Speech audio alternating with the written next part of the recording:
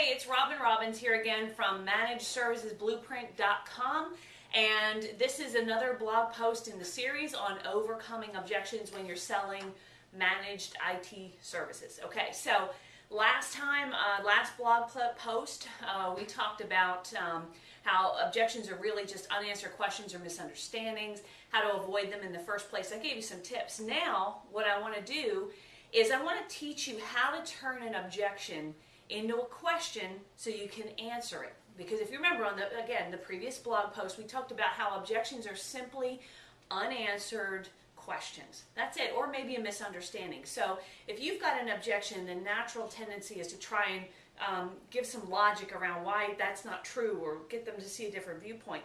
But what I have found in my experience is, number one, you want to make sure it's the real objection, the final objection, because you don't want to be chasing every single objection. Some of them are just smoke screens. And the other thing you want to do is turn it into a question, because you can answer a question, but if you try and answer an objection as it stands, it feels like you're arguing. Okay, so here's how you do it. The first thing I do is when a prospect raises an objection, like let's say, for example, they say, I don't want to be on any kind of contract. I just want to call you when I need you. I don't want to be in any long-term contract. So the first thing you do is you want to get them to explain it. So I'd say, I'm sure you have a good reason for saying that. May I ask what it is? Or, you could say, there's another way, and I've given you a script, by the way. I guess I should have mentioned this first. Right below this video, there is a little workbook or worksheet, if you will, that comes with it. And I've outlined this for you, so I've actually given you this script. So you can download this and practice it. But the first thing you say is, I'm sure you have a good reason for saying that. May I ask what it is? Get them to explain it. Then make sure it's the final objection. Again, you don't want to be answering every single objection they throw to you. Usually a sale is going to come down to one, maybe two key things that they're concerned about. Usually it's one. So the way you make sure it's a final objection before you go in to resolve it or answer that question, you say, let's suppose for a moment that signing a 3-year contract or a managed services contract wasn't a problem. Would we then have a basis for moving ahead?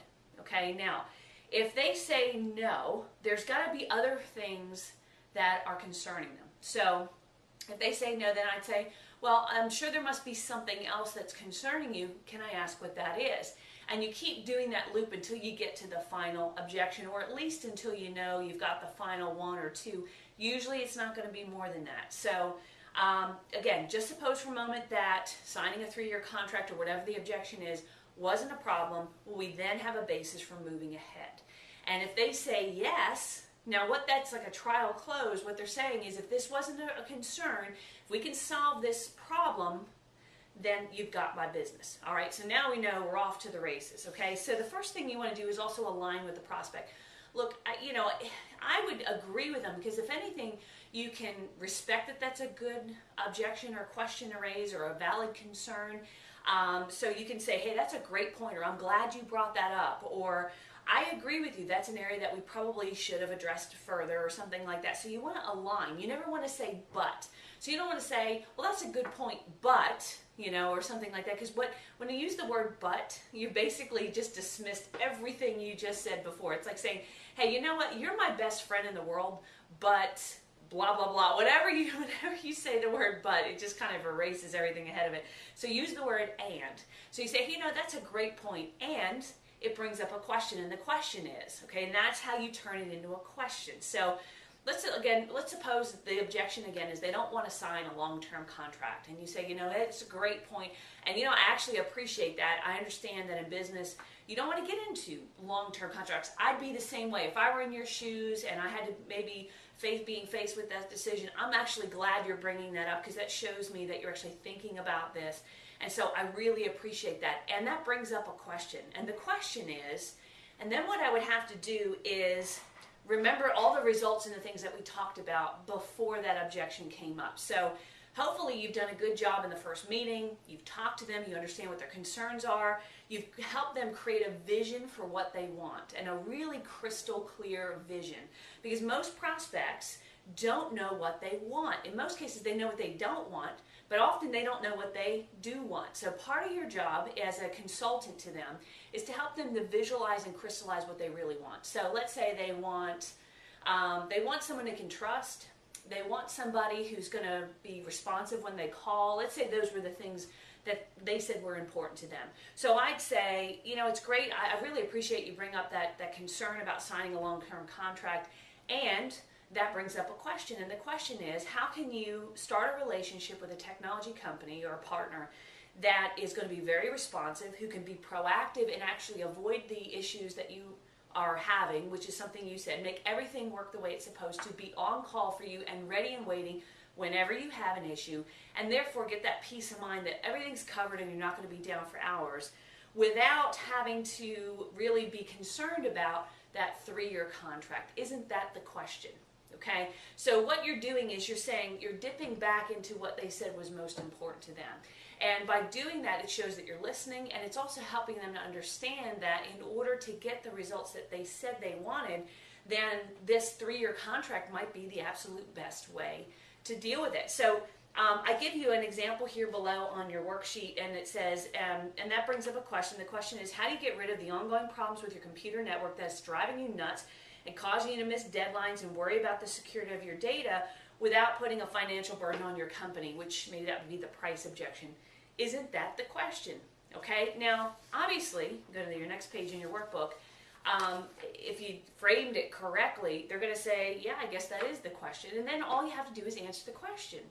Now, there's a couple ways you can answer that question, and on the second page of the workbook, I've outlined them. So you could tell a client's story. You could say, well, you know, we've actually had a number of clients who were concerned about signing a 3-year contract, and then, you know, and here's what we did. And we gave them a 6-month out. They could cancel at any time. And they found out that the benefits of this, that, the other far outweighed any concerns that they have. And we can actually have you speak to some of those people if you prefer. So you can tell a client's story. You could also use contrast. So let's say it was a price objection. Well, I don't want to spend $1,000 a month on support because we've never spent that before. Then you could point back again. You've got to really have done a good job in the meeting in the first place. Because remember, I talked to you, don't jump on these objections too soon. Diagnose the situation, find out what's important to them. But you could use contrast. You could say, you know, well, we already talked about how that slow server and the computer problems is costing you about 5 hours a month or 2 hours a week or whatever it is that you've uncovered. So really, if we get that back, it more than pays for itself. So it's kind of like that contrast. It just, you know, you can use that to kind of put things in perspective. You could ask a question. You could say, well, based on what you've told me, wouldn't it cost you a lot more to do this, or to more not to do this than to do it? And again, you're going to have to tie it back to what they want. You could also just negotiate. So in other words, if, let's say, price is a concern or signing a 3-year contract is a concern, you could get curious, why do you feel that way? You know, get some history on it, and then maybe you say, well, how about if we do something like this? We sign a contract, it is a 3-year, and at any point you can cancel it, but if you cancel it, then you don't get the, you know, then the discounts that I gave you are no longer long-term. So in other words, if you're getting a 20% discount on all our services because you're signing a 3-year, you can cancel early, but then the fees would be the same as if you were going month to month, which is a little bit higher, so you just have to pay that difference. Sort of like cell phone contracts, they make you pay like an exit fee or something like that. Or you could maybe say, I'll tell you what, we'll start with 6 months, and if everything's great, if you're happy with our services, then we'll just roll to a 3-year, but you'll have an out at that time. So that you can negotiate something where they feel a little bit more comfortable. And then you would do a test close, and you say, well, that solves that answers the question or solves the problem, doesn't it? And if they say yes, then you assume the sale, congratulate them, and you're off to the races. And if they say, no, it really doesn't, then what you've got to do is say, well, there must be something else that's causing you to hesitate. Can I ask what it is?